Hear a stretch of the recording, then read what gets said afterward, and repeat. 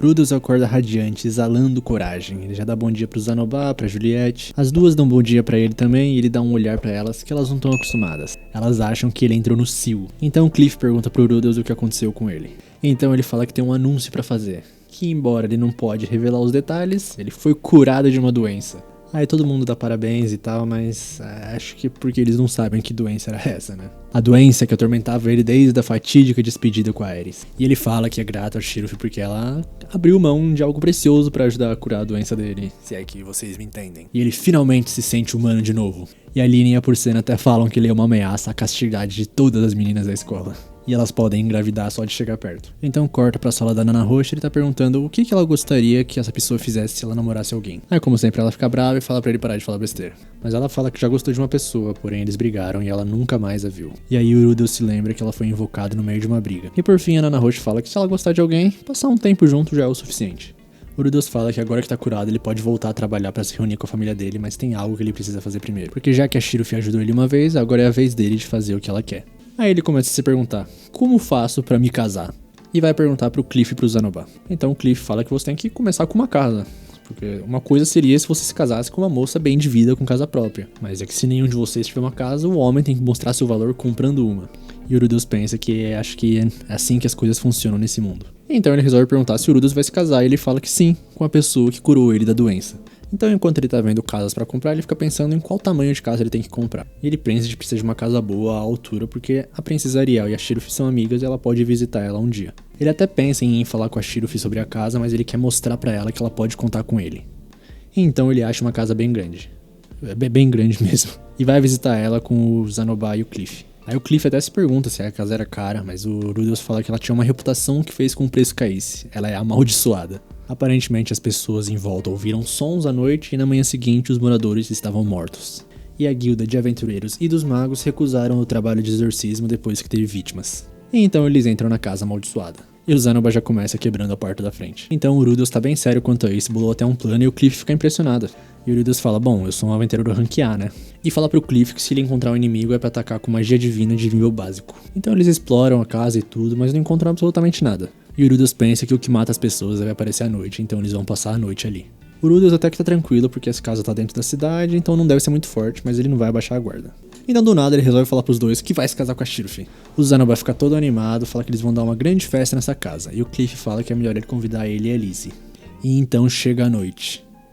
E tem algo fazendo barulho na casa. O Cliff, como era o único acordado, percebe o barulho e já vai acordar o Rudolph. E logo em seguida acorda o Zanobá também. E então eles saem pra investigar o barulho pela casa.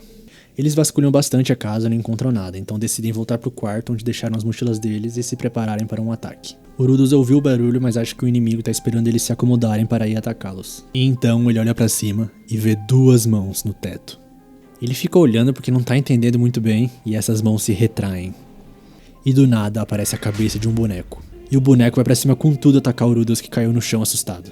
O Rudolph tenta atacar o boneco, mas nada faz efeito nele. Então quando o boneco ia chegar pra cima do Rudolph, o Zanobá aparece e bloqueia o ataque. E fala que uma criança abençoada, uma coisinha como essa não vai deixar um arranhão nele. O Cliff aparece mais assustado ainda, mas tenta exorcizar o boneco. Porém isso não faz efeito. Então o Rudolph fala que é a vez dele e fala pro Zanobá sair da frente que ele vai atacar com tudo. Porém o Zanobá percebeu algo e fala pro Rudolph deixar com ele. Então o boneco que estava atacando enfurecidamente o Zanobá simplesmente para. Então eles se juntam e o Rudolph dá uma mini bronca no Zanobá falando que ele não é um rei demônio imortal.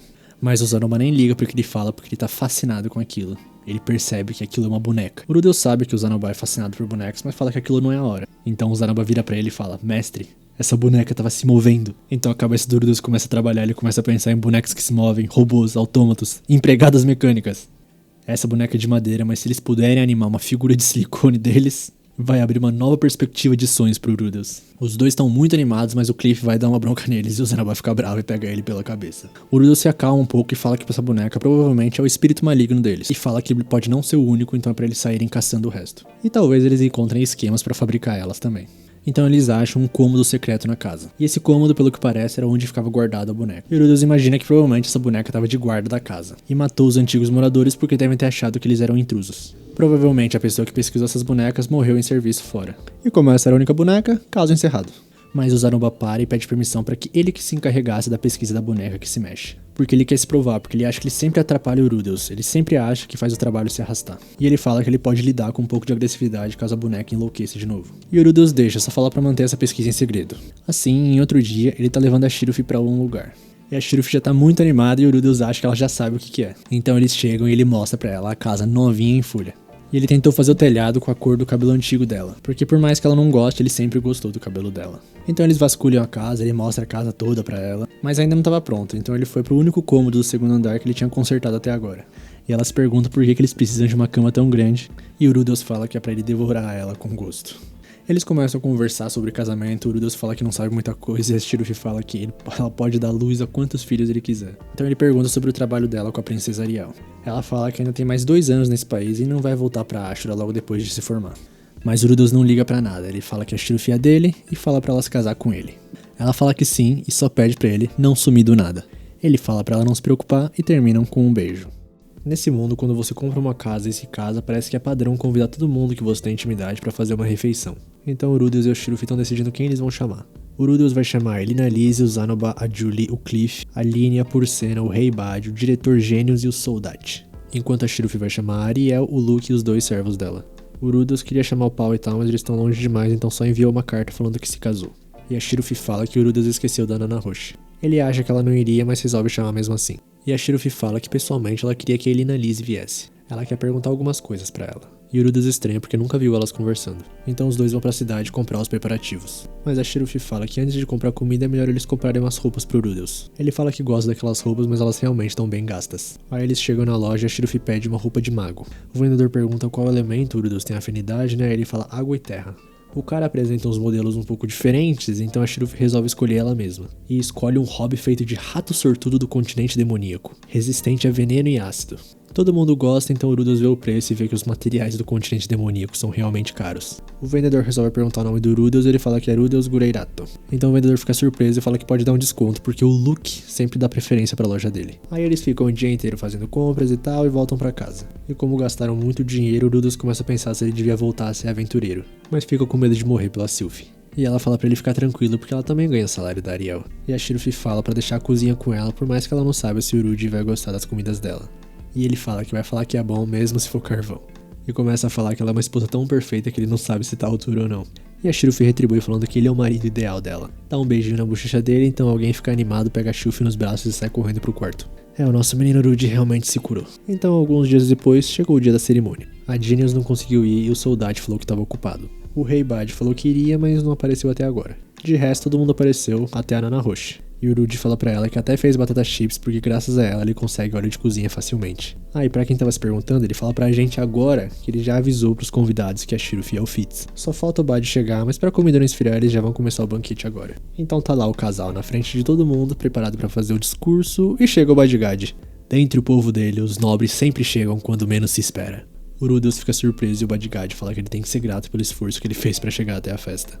Então volta o discurso, ele avisa que ele e a Shiruf vão se casar e tal, mas ele para o discurso no meio pensando que talvez tenha sido muito formal. E o Badgad quebra o gelo falando, chega de cerimônia, vocês se amam e querem que todos aqui saibam disso, certo? Então o Rudy simplifica e fala, tô começando uma vida com a Shiruf e ajudem a gente se a gente tiver problema. Um brinde para o futuro do jovem casal. Aí eles se divertem, todo mundo enche a barriga, conversam, a Linea e a Purcena estão brigando como sempre. E tá lá o casal conversando com a Ariel e a Shiruf até fala que essa casa tem banheira. Aí a Ariel fala que ela pode ficar até 1 ano de folga da guarda se quiser, mas a Shiruf fala que vai guardar esse momento pra quando tiver um filho. E chega a Juliette toda fofa falando obrigado por nos convidar, o Zanoba dando parabéns de novo. E ele pede desculpa por ter confundido a Shiruf com um homem. Ela fala que tudo bem se até o Rudeus confundiu. Aí chega a Linea e a Purcena falando que é falta de modo dos humanos se cumprimentarem no meio da refeição. E a Purcena fala que sempre soube que a Shiruf era mulher por causa do cheiro. E elas falam que é bom 2 pessoas fortes ficarem juntas, porque se nascer uma criança forte, a tribo fica segura. Aí chega a Nana Roche, ela dá os parabéns e a Shiruf para ela e pergunta o que significava quando ela falou que ela e o Rudy vieram do mesmo lugar. E a Nana Roche dá aquela esquivada falando que ela só achou isso porque eles falavam a mesma língua. Então chega a vez do Cliff, ele faz uma oração pra eles e abençoa o casamento. E a Elinalise fala que bom que o Rudeus se curou da doença, por mais que ela queria que ele tivesse falado pra ela primeiro. E o Rudy fala que ela provavelmente atacaria ele. Mas a Elinalise desconversa falando que ela não pretende virar nora do Paul. E quando ela vai dar parabéns pra Shiruf, ela começa a chorar. Ela cai no chão e pede desculpa porque não sabe o que aconteceu. Então a Shiruf simplesmente solta um, Elinalise, você seria a minha avó? porque o pai da Shiruf contou que a avó dela era parceira de aventuras do pau. Aí a Lina Lise tenta desconversar falando que a avó dela não seria desse jeito que ela é. Só que a Lina Lise começa a chorar mais, não consegue falar, e o Urudus começa a pensar que o pingente que o Shiruf fez e o da Lina Lise são exatamente iguais. E fala pro Cliff levar ela pra algum quarto do segundo andar pra poder descansar. A Lina Lise fica preocupada com o jeito que o Urudus vai olhar pra Shiruf, mas ele até faz uma piadinha, que agora ela vai virar parente do pau de qualquer jeito. Tá todo mundo indo embora e a Nana Roche pergunta se ela pode usar a banheira de vez em quando. Então a Shiruf sobe pra conversar com a Lina Lise. Aí o Urud e o Cliff deixam elas sozinhas e quando descem vem que a Ariel também tá indo embora. Então ela pede pra ele ceder alguns minutos pra ela. E ela pede que por mais que soe inconveniente, será que ele poderia duelar com o Luke? Sem magia, só espada? Ela fala que é só pra diversão, mas o Urud não consegue entender pra que isso. Até pergunta se fez algo que ofendeu ela. Ele pode recusar se quiser, mas ela gostaria muito que ele aceitasse. Até o Luke pede por favor. Então o Urudus aceita o duelo e quando começa, o Urudus já vai pra cima dele, tira a espada dele e joga ele no chão. E já acabou a luta. A Ariel percebe que o Luke machucou a mão e pede pra serva dela curar. Então o Urudus pede pra eles explicarem melhor o motivo desse duelo. Aí a Ariel fala que não é nada demais e que eles gostam muito da Sylvie. E como eles passaram por riscos mortais juntos, eles têm os receios deles. E o Urud percebe que eles só quiseram testar ele pra ver se ele é digno de ficar com a Sylvie. A Ariel fala que um dia ela vai voltar pra Asura, e quando isso acontecer, ou ela vai virar rainha ou ela vai morrer. Esse é o dever dela, mas a Sylvie não tem o dever de acompanhar ela. Ela só virou guarda dela por causa do teletransporte em massa. E chegou a hora da Ariel parar de depender da Sylvie para ela poder seguir o próprio caminho. E também, quando eles tiverem uma criança, o desejo da Sylvie de acompanhar eles vai sumir naturalmente. E a Ariel fala que se mesmo assim a Sylvie quiser acompanhar eles, é pro Urudus impedir. Dito isso, se o Urudus não cuidar bem dela, eles vão pegar de volta. E vão embora. Eles voltam pra casa e a Sylvie e a Lina Lise já estão de boa. Elas realmente são avó e neta. Com a maldição da Lina Lise, ela sempre teve problemas, então sempre que tinha filhos, ela não revelava seu nome. E cortava todos os laços assim que eles ficavam velhos o suficiente pra se virar sozinho. Mas ela soube só de olhar que a Sylvie era neta ou bisneta. Ela não planejava contar, mas no fim ela transbordou de emoção quando viu a Sylvie feliz. Então o Cliff puxa o Urudus e fala que a Lina Lise é diferente da pessoa que ele achou que ela era. E o Urudus pensa que ele finalmente se sentiu iludido depois de descobrir que a namorada tem filhos e netos. Mas o Cliff continua falando, ela é ainda mais atenciosa e delicada do que eu imaginava. Ele promete curar essa maldição, mas pra isso precisa da ajuda do Urud. Porque ele tem o dever de fazer a mulher que ama ele feliz. Porque ele a ama também. E os dois vão embora. E a Sylvie fala que tá pensando em começar a deixar o cabelo crescer. Ela precisa se esforçar pra que o Urudus ame ela pra sempre. E ele fica até com vontade de chorar com essa fala dela.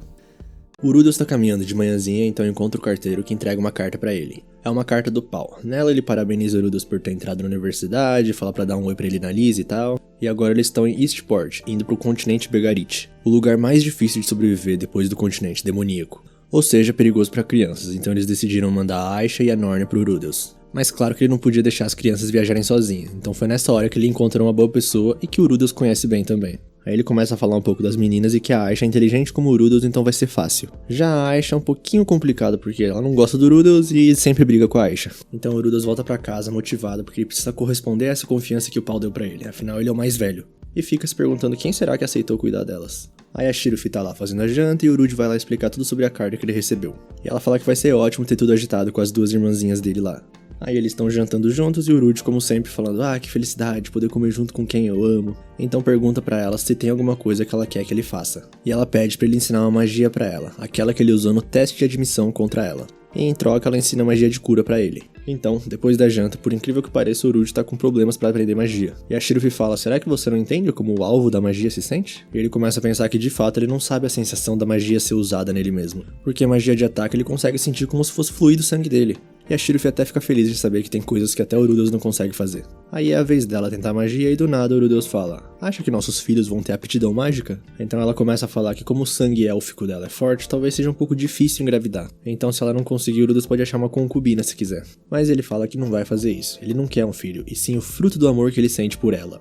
Aí dia seguinte, na sala da Nana Roche, ela tá falando que se esse círculo der certo, ela pode seguir pra próxima fase. Ela passou o mês inteiro trabalhando nesse círculo mágico, é o ápice dos seus 2 anos de trabalho. E ela explica que esse círculo mágico vai invocar objetos de outro mundo, e que não vai acontecer nenhum outro teletransporte em massa. Em teoria, pelo menos. Aí o Urudus pede pra ouvir essa teoria e ela fala que as pesquisas até agora relataram que invocar algo grande e complexo requer muita mana. Ou seja, a lei da conservação de energia se aplica a esse mundo, só que com magia. Aí o Urudus não tá entendendo, tal qual a gente? E ela fala, basicamente, tudo de estranho que acontece é por causa da mana. Então chega de conversa, hora de começar. Só que o Urudus sente que tem algo estranho. E falha. Aí, por incrível que pareça, a Nanahoshi não parece tão abatida assim e fala obrigada pela ajuda. Só que quando o Urudus tá saindo da sala, ele ouve um grito. A Nanahoshi tá enlouquecendo, quebrando tudo na sala, gritando que ela não consegue voltar, não consegue voltar. O Urudus tenta falar pra ela descansar um pouco, mas ela entra em estado de choque e depressivo. Aí então ele tá levando ela pra enfermaria e o Zanoba aparece, então ele pede ajuda pra ele. E já na enfermaria, o Urudus fala que vai levar a Nanahoshi pra casa dele pra cuidar dela por um tempo. Aí o Zanoba resolve ajudar levando ela pra casa dele e o Urudi do nada pega a Juliette no colo. Ela fica um pouco surpresa, então o Urudus pergunta se o Zanoba tá tratando ela bem. E fala, o mestre Min dá muita comida. E o Urudi dá uma corrigidazinha ensinando que o mestre Mi dá muita comida. E ele começa a se perguntar se a Nanahoshi tava comendo direito e tal, porque só de poder comer algo com outras pessoas ajuda a acalmar a ansiedade. E já na casa deles, a Shirufi fala que encontrou uma faca enquanto trocava as roupas da Nanahoshi. Ela fala que provavelmente é pra usar no trabalho e o Urudus fala que é melhor ficar com ele enquanto isso. Aí lá embaixo ele agradece o Zanoba por ter ajudado ele e ele pergunta se o Urudus tá bem, porque ele tá tão pálido quanto a Nanahoshi. E ele fala que só lembrou de umas coisas do passado, porque ele também já foi assim, sem forças e recluso. Aí dia seguinte o Urudus tá tentando animar a Nanahoshi, mas nada dá certo, nem batata chips. E ela começa a falar que círculos mágicos são como placas de circuito. Você junta diversos padrões de circuito e cria uma função. Mas não importa o que ela faça, tem um ponto que não se junta. É fisicamente impossível. Ela jamais vai voltar pra casa. Então o Urudus chama a Elinalise, o Cliff, o Zanoba e a Juliette pra discutir sobre aquilo. Ele mostra o círculo mágico que a Nanahoshi estava trabalhando e o Zanoba fala que nenhum deles é especialista em invocação. Mas o Urudus quer a ideia deles justamente por serem de áreas diferentes. E o Cliff começa a pensar e fala que essa vai ser difícil. Talvez se eles desenhassem do zero e tal, e o Zanoba fala, e que tal um desenho composto? Porque a boneca que ele tá estudando usa diversos círculos sobrepostos pra criar um efeito. Sim, aquela boneca. E o Cliff tá muito angustiado porque ele não consegue entender como funciona. Ele nunca viu círculos daquele jeito. O cara que fez essa boneca era um gênio. Então o Urudus pergunta se ele acha que se usar as técnicas dessa boneca pode consertar o círculo da Nanahoshi. E o Cliff fala que parece possível. Aí o Urudus leva a Nanahoshi pra lá e eles começam a mostrar as ideias que eles tiveram. De começo a Nanahoshi ainda tá devastada, mas eles colocam vários círculos mágicos um na frente do outro pra mostrar que talvez tenha camadas. E explode a cabecinha dela e a Nanahoshi volta. Ela não precisava se ater a 2 dimensões só. Mesmo um desenho no papel tem profundidade. Aí ela já volta pros trabalhos toda animada e o Cliff corrige ela no negocinho. E ela percebe que até que ele é inteligente. Então as ideias estão borbulhando, todo mundo trabalhando junto. Ela e o Cliff até brigam um pouco e todo mundo dorme lá. E no dia seguinte, o novo círculo mágico, com várias camadas, está terminado. O Urudus então injeta magia nele, e quando ativa, eles conseguiram invocar uma garrafinha plástica. Ninguém ali entende muito bem, mas o Urudus e a Nanahoshi sabem que deu certo. E a Nanahoshi está muito feliz que agora ela pode pular para a próxima fase já. Então ela pede desculpa por ter dado trabalho pro Urudus e ele fala que uma mão lava a outra, então ajuda ele quando ele tiver problemas. E aí a Elinalise fala para eles fazerem uma grande comemoração, e é claro, a Nanahoshi vai ter que pagar. Aí então todo mundo comemora, até o Bodyguard tá lá. E a Nanahoshi agradece a todos, e todo mundo aplaude ela. O Urudus não é muito fã de reuniões assim, mas quando a vida fica difícil e as pessoas ao seu redor te ajudam, a gente fica tão feliz que quer fazer uma festa pra compartilhar de qualquer jeito. Às vezes a gente tem que esquecer de tudo porque a vida tem muitos baixos afinal. Aí já depois da festa, o Urudi tá levando a Shirufi nas costas pra casa, e tem 2 menininhas gritando na porta dele? Então, 2 garotinhas brigando sem parar é a Norne e a Aisha. Aí Urudus aparece e a Aisha vai correndo abraçar ele. Então o homem que levou elas até lá se revela. Quanto tempo que eu não te vejo, Urudus? E é o Uruigerdo.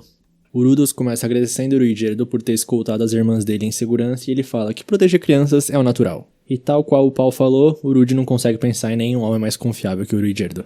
Aí Urudus pergunta por onde ele andou, né? E ele fala que passou cerca de 2 anos nas selvas do sul. E só depois foi pra Eastport, onde conheceu o pai dele. E aí ele e a Jinja se ofereceram pra proteger as meninas, mas ela já voltou pro príncipe dela. E o Uruigerdo fala que também conheceu a mestra dele, a Roxy. E ela ficou apavorada assim que viu o terceiro olho dele. Aí Urudus se lembra que foi ela quem ensinou ele a ter medo da raça do Uruigerdo. E ele tá impressionado como chegaram rápido ali. E o Uruigerdo fala que foi graças a Aisha. Ela tava tão animada pra chegar logo que eles se juntaram a caravanas como guardas. E ele fala que não se lembra de alguém que tenha feito ele trabalhar tanto. Então ele traz à tona o assunto Ares, ele pergunta o que aconteceu com ela. E Urudus só fala que as coisas ficaram complicadas e ela deixou ele. Ela diz que eles não combinaram. Então o Uruigerdo tenta dar uma acalmada, falando que com certeza ela não te odeia. Pode ser ao pé da letra? Pode, mas também pode ser um engano seu. Ele começa a pensar que passou por 3 anos infernais, e quem salvou ele foi a Shirufi, não a Ares. Aí ele pergunta pro Uruigerdo quanto tempo ele vai ficar e ele fala que já vai amanhã, ele não quer se intrometer muito. Aí Urudus fica bem triste, mas o Uruigerdo avisa que vai voltar. E também fala que a Ares nunca foi boa com palavras, ela deve ter seus motivos. Se ele encontrar ela, vai perguntar ao lado dela também. Ele fala que se Urudus encontrar ela, mantenha calma e converse sobre o assunto. É obrigação de todo mundo que assiste isso amar o Uruigerdo. Aí dia seguinte, Urudus acorda e ouve um barulho do lado de fora. O Uruigerdo e o Bodyguard estão se encarando, mas o Bad vira as costas e vai embora. Então Urudus pergunta o que aconteceu, porque querendo ou não, ambos viveram a guerra de Laplace. Pode ter muitos rancores antigos envolvidos. Mas o Ruigerdo fala pra ele ficar tranquilo que eles não vão lutar nem nada. Ainda assim, ele não esperava encontrar ele ali. Então ele tá se preparando pra ir embora e o Rudeus fala pra ele tomar pelo menos um café da manhã. Aí todo mundo se junta pra tomar o café da manhã, bem fofo, e dessa vez o Ruigerdo realmente vai embora. O Rudeus agradece ele de novo por ter cuidado delas e a Aisha vai agradecer ele ela mesma. E o Ruigerdo fala pra ela não exigir muito do Rudeus. E a Norne também vai se despedir e até fala que quer ir com ele. Então ele fala que agora em diante é hora dela confiar no Rudeus, não nele. Só que ela fala como confiar nele, ele bateu no pai dela, ele tá com uma mulher diferente do que da última vez também. E o Ruigerdo fala que essas coisas acontecem e ele promete que o irmão dela não é infiel. E fala pra Sylphie que confia nela e no Rudeus pra cuidar dessas duas garotas. E ele finalmente parte.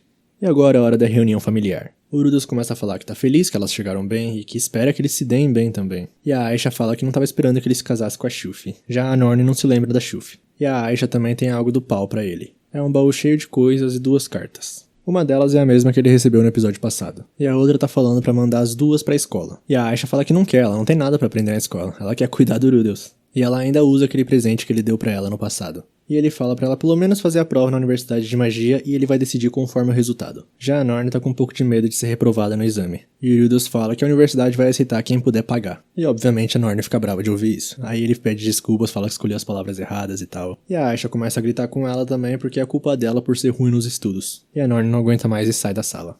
Então o Rudeus dá uma bronca na Aisha falando pra ela não falar pra Norne que ela é ruim nos estudos ou alguma coisa que faz ela se sentir mal. Pode não parecer isso pra Aisha, mas ela tá fazendo o melhor que pode. E ela fala que vai tomar cuidado a partir de agora. Já mais à noite ele põe a Sylphie a par das coisas, fala que a Aisha não quer ir pra escola, quer ficar só ajudando em casa. E ela fala que eles realmente têm deixado a casa um pouco de lado, então se a Aisha quiser ajudar, ela ficaria feliz.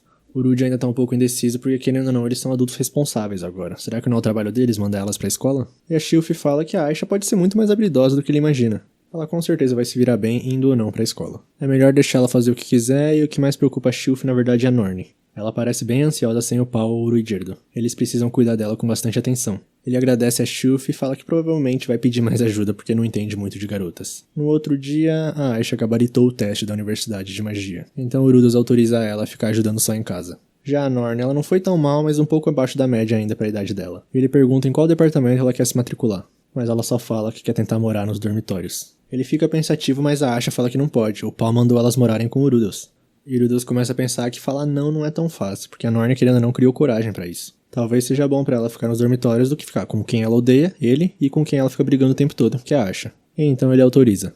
E a Aisha fica maluca, porque ela não teve uma boa pontuação. Porque ela se esforçou pra ter o que quer, já a Norne não fez nada. O Rudeus então fala que não tá só agradando ela. Ela pode fazer amigos no dormitório, talvez seja melhor pra ela.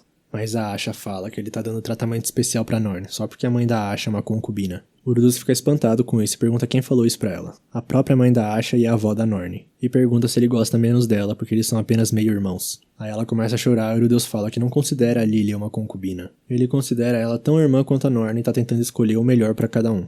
E a Aisha fica mais calma.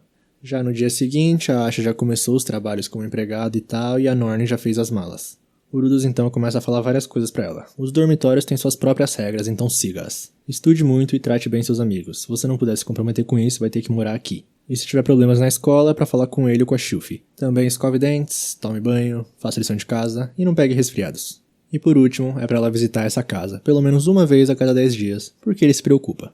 Um mês depois, o Rudeus tá bem preocupado porque parece que a Norne ainda não fez nenhum amigo. Aí a Lilia e a Porcena chegam nele falando que ele parece desanimado. Então elas têm um presente pra ele. Levou um mês inteiro pra ficar pronto. Mas ele não pode abrir até chegar em casa e também tem que abrir em segredo. Ninguém pode ver. Ele fica bem desconfiado, mas agradece. E elas falam que trabalhar pra ele não é nada fácil. Aí ele tá no corredor apalpando a mala, né, pra saber se consegue descobrir o que é. Até percebe que é algo macio e tal. Aí o Luke chega bem sério nele, falando pra ele acompanhar ele até o escritório do conselho estudantil. E tá os três, até a Sylphie, olhando pro Rudeus com uma expressão diferente. Parece que as novas alunas do dormitório feminino estão passando por alguns problemas. A angústia parece afetar mais as meninas de seios pequenos e rostos bonitos. E o Rudeus se pergunta se a Norne está envolvida nisso. Hoje a Ariel questionou diretamente uma garota, e ela disse que a Lynn e a Porcena exigiram que ela tirasse a calcinha na hora.